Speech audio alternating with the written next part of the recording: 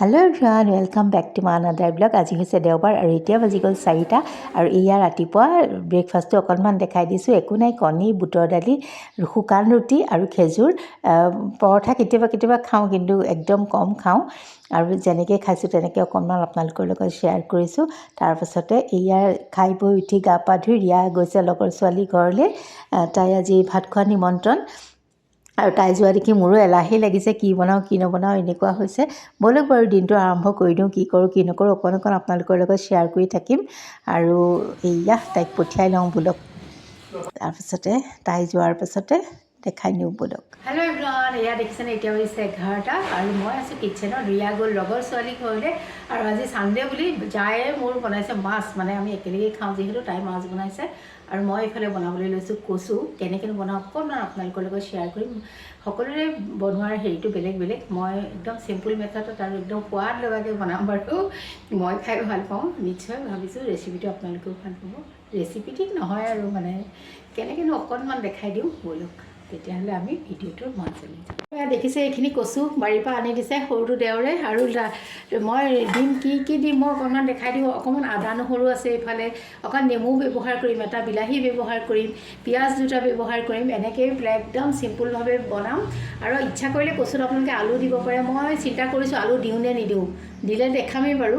একদম নৰ্মেল মছলা, জিৰা ধনিয়া বা সিমানখিনিয়ে। অকণমান জালুক দিব পাৰি, কিন্তু মা জালুকটো নাখায়, গতিকে সেইটো সম্ভৱ মই স্কিপ কৰিম। কচুখিনি কাটি ল'ম, সকলোৱে জানে সেইখিনি, তথাপিতো মই অকণ দেখাই দিছোঁ কেনেকৈনো কাটোঁ। অকণমান দাগ ধৰে আৰু হাতত দেই, কিন্তু এইখিনি কচু একদম নখজুৱাই। তাৰপিছত মই অকণমান সৰুকৈ কাটিম যাতে মানে পটককৈ হয়। বৰ বেছি ডাঙৰকৈ নাকাটো, মই এনেকৈ কাটিম। আৰু মই কচু কটাখিনি নেদেখাওঁ আৰু আপোনালোক ব'ৰ হ'ব, যিহেতু খঙো কৰিব কচুখিনি কাটোতেও দেখাইছে বুলি। তেনেহ'লে মই কাটি লওঁ আৰু একেবাৰে শেষত মই দেখাই আছোঁ আপোনালোকক।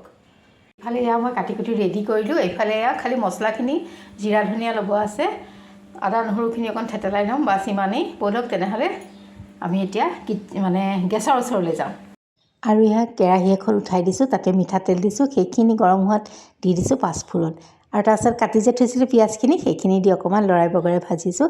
অকণমান ভজা যোৱাত দিছোঁ তাতে আদা নহৰুখিনি, আৰু খুব বেছি ৰঙচুৱাকৈ নাভাজোৱেই, মই কেঁচা ভাৱটো যোৱালৈকে ভাজিছোঁ।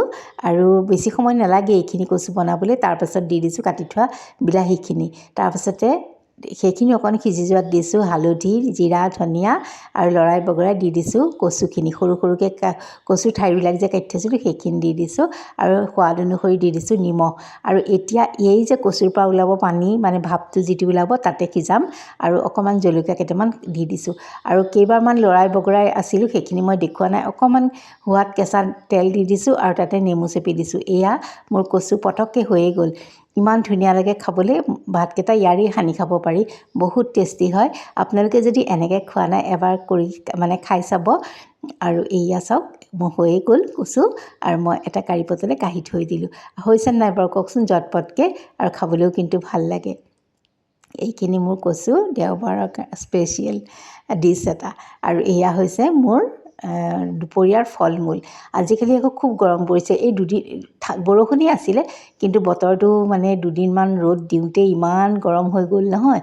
এয়া চাওকচোন কাৰিপটটোতে লৈ লৈছোঁ মই সেই বাউলটোত পানী, নেমু চেপি দিছোঁ, নিমখ দিছোঁ, চেনি দিছোঁ। আৰু বোলো সকলোৱে, ৰিয়াটো নায়েই বাৰু, এওঁ আছে, মা দেওৰটো কাম কৰি আছে, তাকো দিওঁ। এনেকৈ আমি বোলো চৰবত অকণ খাই লওঁ। আৰু এওঁক অকণমান মই আগতেই দি দিছোঁ, কিয় ভালকৈ মানে তাত চেনি দিয়া নাছিলোঁ, বেছি চেনি এওঁ নাখায় যিহেতু। তাৰপিছত সেয়া খাই মেলি লৈ এয়া আমখিনি যে দি থৈছিলোঁ নিমখত, সেইখিনি হালধি সানি পেলাই দি দিওঁ বোলো ৰ'দত। আৰু আমৰ আচাৰখিনি কেনেকৈ কৰোঁ সেইখিনিও বাৰু অকণমান দেখাই দিম দেই। তেন্তে আজিলৈ আহোঁ।